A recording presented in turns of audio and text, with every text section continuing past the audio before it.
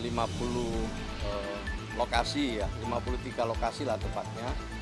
Peserta sekolah rakyat datanya akan berbasis kepada data tunggal sosial ekonomi nasional. Kami laporan tentang penyelenggaraan sekolah rakyat ini. Nah, pada prinsipnya Presiden meminta apa yang telah kami rencanakan itu terus dimatangkan, ditindaklanjuti, dan sebanyak mungkin daerah ya yang bisa berpartisipasi pada kesempatan pertama ini. Kami melaporkan per hari ini sudah ada lebih dari 50 lokasi ya, 53 lokasi lah tepatnya yang siap untuk menyelenggarakan sekolah rakyat ini. Namun demikian data terus akan berkembang karena 2-3 hari ke depan kami akan koordinasi dengan Gubernur, dengan Bupati Wali Kota, di mana persiapan yang kami lakukan itu paralel, mulai dari persiapan penerimaan siswa, kemudian pengadaan guru, tata kelola sekolah, ya, dan juga hal-hal lain lah yang menyangkut dengan beroperasinya sekolah ini. Perlu saya sampaikan bahwa yang akan bisa mengikuti proses belajar mengajar di sekolah rakyat ini adalah mereka dari keluarga yang ada di DTSEN, data tunggal sosial ekonomi, ya, khususnya di desil 1 dan desil 2. Nah, setelah itu baru dilanjutkan dengan tes akademik.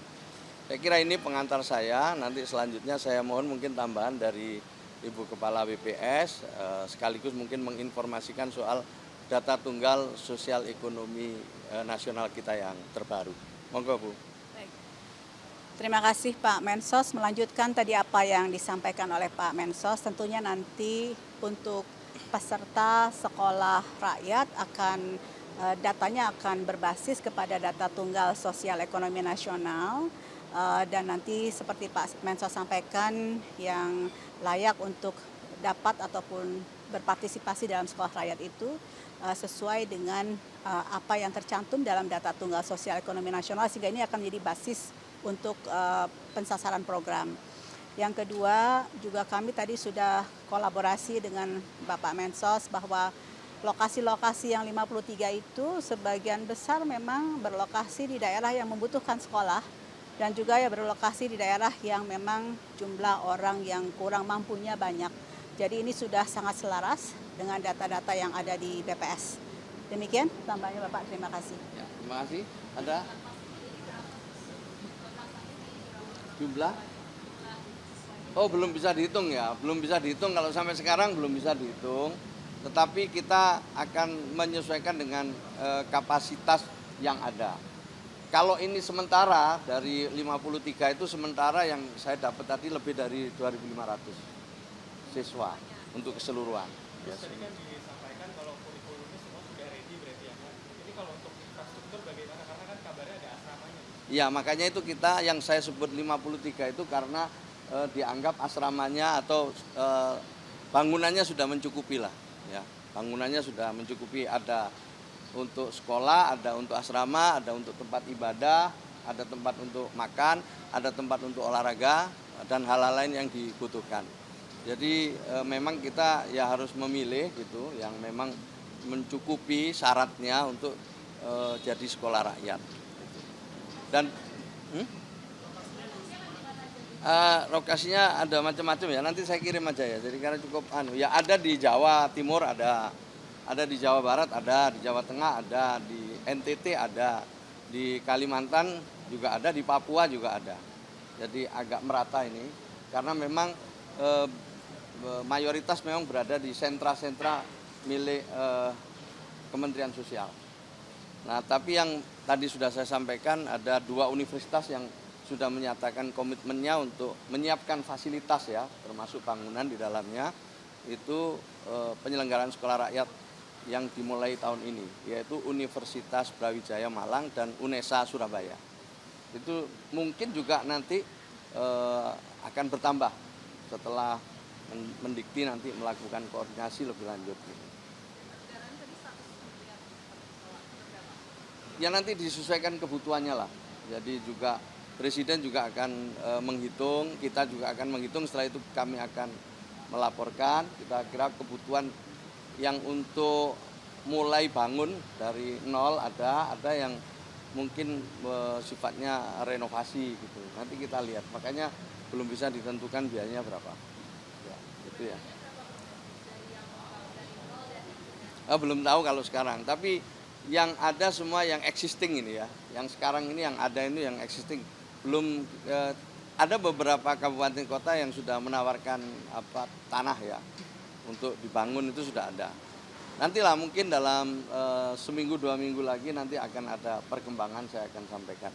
Tapi sementara itu, dan Presiden meminta kami untuk terus melakukan konsolidasi ya sekuat-kuatnya dan seberapapun yang mampu. Ini bagian dari memuliakan keluarga miskin dan sekaligus mendorong agar kebangkitan wong cilik itu terjadi menuju Indonesia Maju tahun 2045 yang akan datang. Jadi ini kita nanti ada yang sama, ada yang enggak lah ya gitu. Tapi untuk kurikulumnya nanti dikombinasikan. Sedang dibahas secara serius oleh tim. Jadi ada tim yang membahas kurikulum, ada tim khusus untuk rekrutmen gitu. Ada tim untuk sarana prasarana, ada tim untuk pengawasan, ada tim untuk pengelolaan. Jadi timnya dari berbagai kementerian ya termasuk BPS bekerja terus-menerus ini yang insya Allah dalam waktu 1-2 minggu yang akan datang mudah-mudahan sudah lebih jelas gambarnya.